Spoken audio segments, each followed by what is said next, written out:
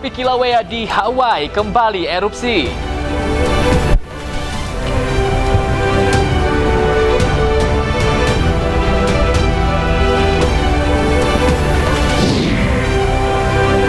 Serangan udara besar-besaran kembali mengguncang Ukraina. Ratusan drone dan rudal dilaporkan diluncurkan Rusia dalam semalam.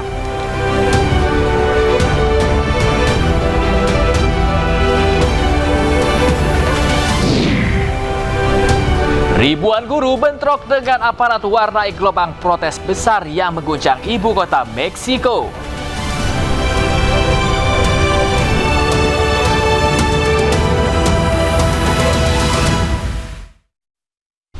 Anda masih di News Pagi pemirsa, bersama saya Yasmin Atania dan rekan saya Bayu Pradana. Demikian tadi adalah berita pilihan dalam News Pagi hari ini. Kini kita ke informasi berikutnya. Pemirsa, gunung berapi Kilauea di Hawaii kembali menunjukkan kekuatannya. Semburan lava raksasa menjulang ratusan meter di langit ke dalam episode versi terbaru.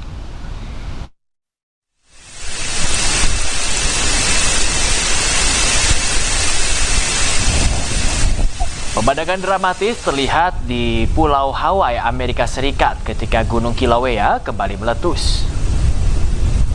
Semburan lava berwarna merah terang terlihat melesat tinggi ke udara dari kawah utama, sementara kepulan asap tebal membumbung ke langit dan aliran lava terus bergerak keluar dari area erupsi. Berdasarkan data survei geologi Amerika Serikat, episode erupsi ke-48 dimulai sekitar pukul 4:40 pagi dan diperkirakan berlangsung selama beberapa jam. Meski hingga kini belum ada laporan korban jiwa, otoritas setempat terus memantau perkembangan aktivitas vulkanik dan mengimbau warga serta wisatawan untuk tetap waspada terhadap potensi bahaya yang dapat muncul sewaktu-waktu.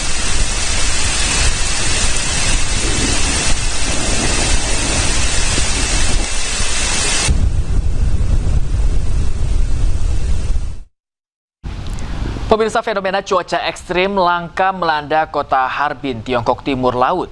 Badai debu raksasa setinggi puluhan meter berjapu kawasan perkotaan, mengubah siang menjadi gelap gulita dalam hitungan menit dan menyebabkan kerusakan di berbagai titik kota.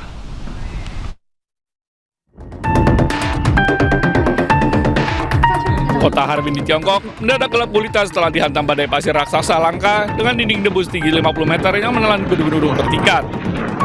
Angin kencang menyapu pasir dan debu melalui daerah perkotaan, dan untuk sementara waktu membuat siang hari menjadi gelap seperti malam. Hanya dalam waktu 2 menit, jarak pandang warga turun drastis di bawah 100 meter disertai angin kencang yang melumpuhkan infrastruktur kota.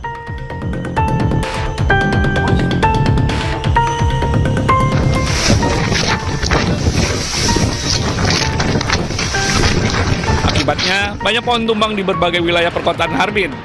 Kendaraan rusak dan beberapa saluran listrik juga rusak.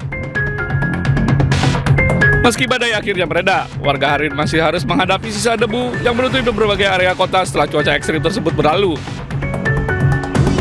Peristiwa ini kembali menyoroti dampak cuaca ekstrim yang semakin sering terjadi di berbagai wilayah dunia, sekaligus menjadi tantangan bagi kota-kota besar dalam menghadapi fenomena alam yang datang secara tiba-tiba. Pemirsa, gelombang protes besar mengguncang ibu kota Meksiko. Ribuan guru turun ke jalan menuntut reformasi pensiun dan kenaikan gaji, memicu bentrokan dengan aparat keamanan di tengah persiapan menuju Piala Dunia FIFA 2026.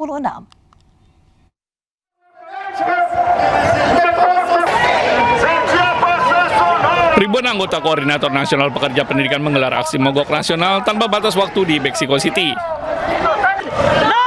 Mereka menuntut reformasi menyeluruh terhadap sistem pensiun, perbaikan kondisi kerja, serta kenaikan gaji hingga 100% bagi para tenaga pendidik di seluruh negeri. Aksi massa bergerak dari Paseo de la Reforma menuju Zócalo, pusat politik dan simbolik Meksiko. Namun akses menuju alun-alun utama kota ditutup rapat oleh barikade logam dan pengamanan ketat menjelang agenda Piala Dunia FIFA 2026.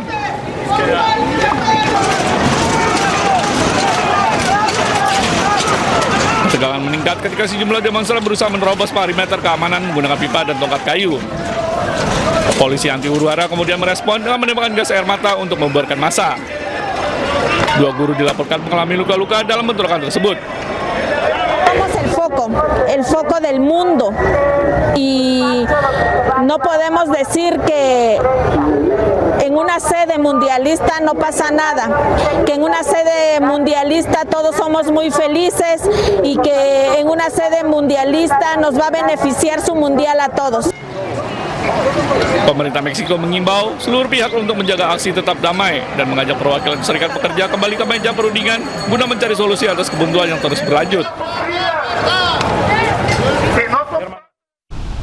Serangan udara besar-besaran kembali mengguncang Ukraina. Ratusan drone dan rudal dilaporkan diluncurkan Rusia dalam semalam, menyasar sejumlah wilayah termasuk Dnipropetrovsk dan Kiev.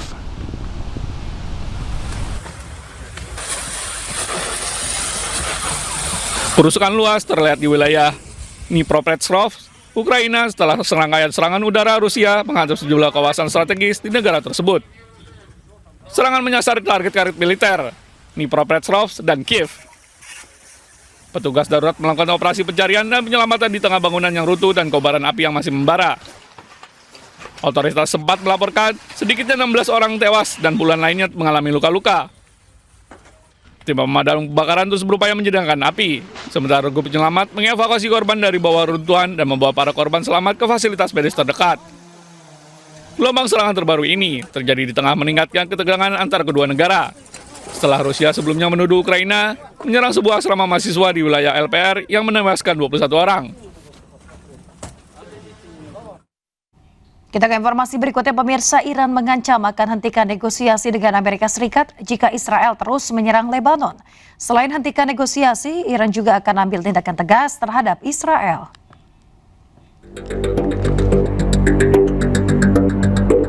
Iran mengancam akan hentikan negosiasi dengan Amerika Serikat jika Israel terus menyerang Lebanon. Bahkan, Ketua Parlemen sekaligus Kepala Negosiator Iran, Mohammad Bagher Ghalibaf, menyebut tidak hanya hentikan negosiasi, tapi juga akan ambil tindakan jika Israel terus lancarkan serangan ke Lebanon.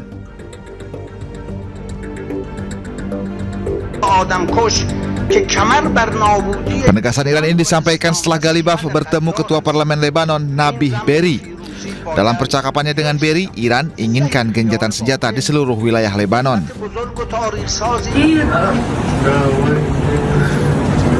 Namun pada Senin, PM Israel Benjamin Netanyahu perintahkan serangan terhadap target-target Hizbullah di pinggiran Beirut seperti Nabatiyeh dan Tire.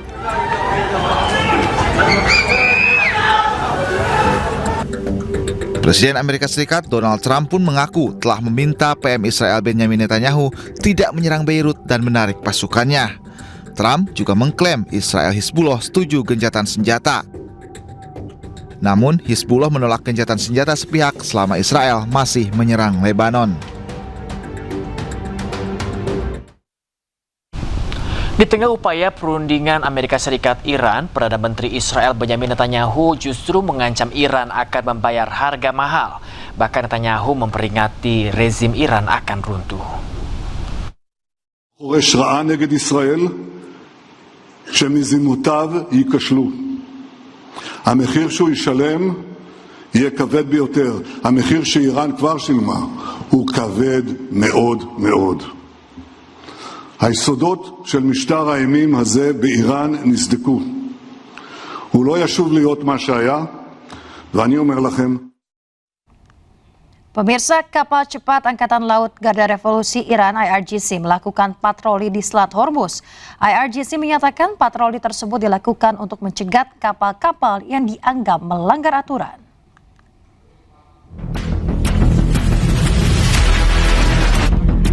Puluhan kapal cepat milik Angkatan Laut Iran terlihat beroperasi di perairan Selat Hormuz.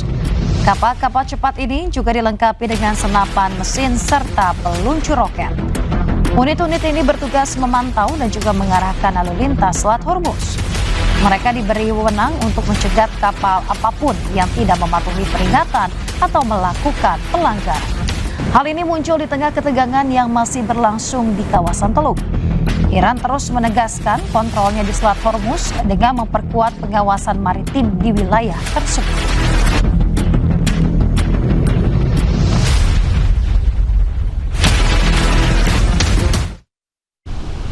Korps Garda Revolusi Islam Iran (IRGC) menembak jatuh sebuah drone militer Amerika Serikat. Pemerintah Iran menyatakan drone tersebut memasuki wilayah teritorial Iran dan berhasil dihancurkan oleh sistem pertahanan udara. Korps Garda Revolusi Iran atau IRGC merilis sebuah video yang memperlihatkan sebuah drone milik Amerika Serikat jenis MQ-1 Predator berhasil ditembak jatuh. Pemerintah Iran menyatakan drone milik Amerika tersebut terdeteksi memasuki wilayah teritorial udara dan perairan Iran.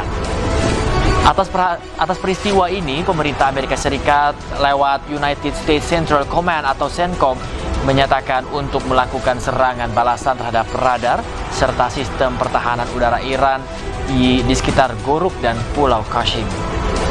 Amerika Serikat mengklaim jika drone miliknya beroperasi di perairan internasional bukan di wilayah Iran.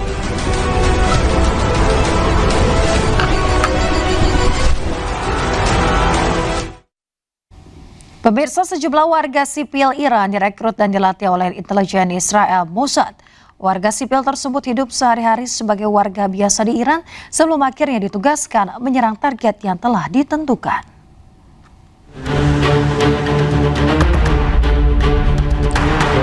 Sebuah video yang memperlihatkan warga sipil Iran direkrut dan juga dilatih oleh intelijen Israel Mossad. Mereka dikabarkan ikut berperan dalam serangan pembuka Israel terhadap Iran selama perang 12 hari. Menurut laporan, warga sipil yang direkrut hidup sebagai warga biasa di Iran sebelum akhirnya diperintah menjalankan misi sabotase seperti sabotase terhadap sistem pertahanan udara serta target strategis lainnya lewat senjata dan juga drone yang diselundupkan.